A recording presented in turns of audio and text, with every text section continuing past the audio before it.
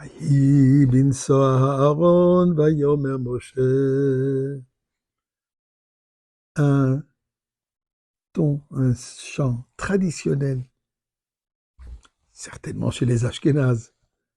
Quand on ouvre le Heichal, l'arche, où les Torahs sont à l'intérieur, surtout Shabbat, Yom Tov, on chante ce chant et on dit les versets. Quels sont les versets? Vahi binso Aaron vayomer Moshe, Kuma Hashem v'yefutzo oivecha v'yenusu mesanecha mipanecha. C'est quoi l'origine? D'où vient ces psukim? Vous savez, paracha de cette semaine. Chapitre 31.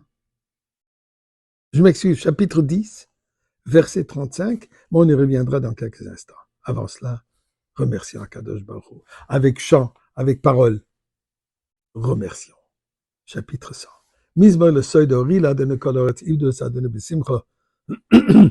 Boy le fana Bernard, Dok Adeno Elohim, Hu Asana Vela Nachnam Tchamarisoi. Boy Shaw le seuil de Chatzorei, Sebisi le Hoyd le Bachushmoy. Kitoy va Adeno le Lom Chazdev Yadov de Ramoud Seuil et le nom de la Tzedaka. Alors, comme je disais, paracha de cette semaine, Balotra, où la Torah nous parle de l'ascension, l'élévation des flammes, l'élévation de soi, l'élévation de son entourage.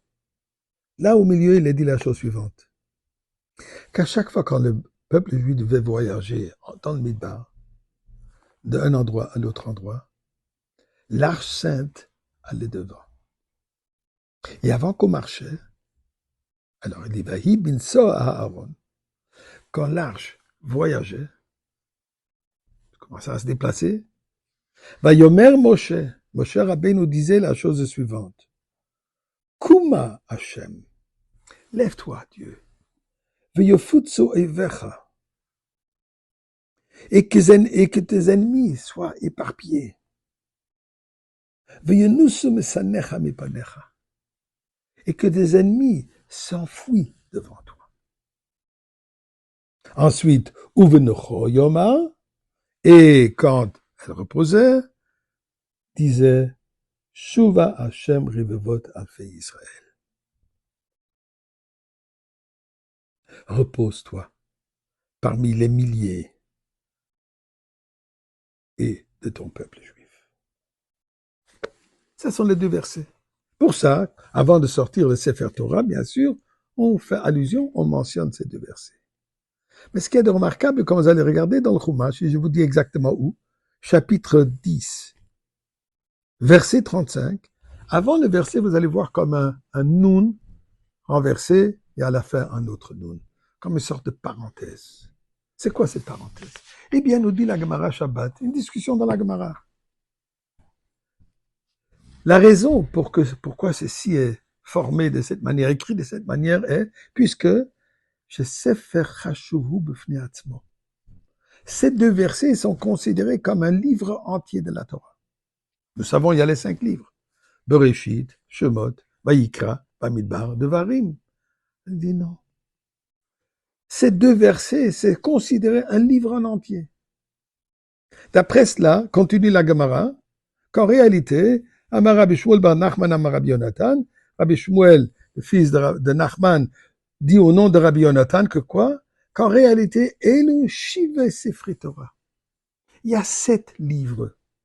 Ce que nous savons toujours, les 5 livres de Moïse, le Chumash, d'ailleurs Chumash qui veut aussi dire 5, les Chamishe, Chumshe Torah, les 5 livres de la Torah, dit non, en réalité, il y en a 7. Quels sont ces 7? Alors il y a Bereshit, Shemot, Vayikra, Bamidbar. Mais Bamidbar, ça va jusqu'à ce verset, Vahi binsoa.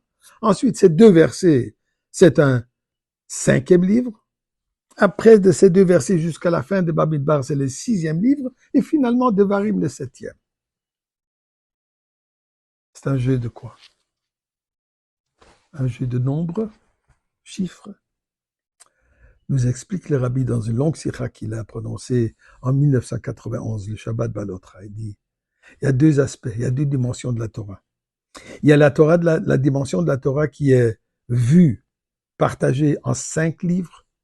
Il y a la dimension de la Torah qui est divisée en 7 livres. 5 représentent la Torah pour elle-même. La Torah, la divinité de la Torah. La création du monde, le nom du peuple juif, la Torah, la halachot, la mitzvot, dans le désert, et ainsi, et devarim, les paroles divines. Donc tout ça, ça représente la divinité, la sainteté de la Torah. Mais nous dit Akadosh Baruch Hu, il faut que ça arrive dans le 7. Le 7 représente la création du monde, le monde matériel. Ne suffit pas que la Torah reste dans sa divinité, dans sa dimension spirituelle, il faut qu'elle imprègne, qu'elle descende, qu'elle affecte, qu'elle intériorise le monde matériel, que ceci aussi devient complètement part de la Torah. De cette manière, nous avons la Torah entière qui nous mène, bien sûr, à la Goula avec Mashiach.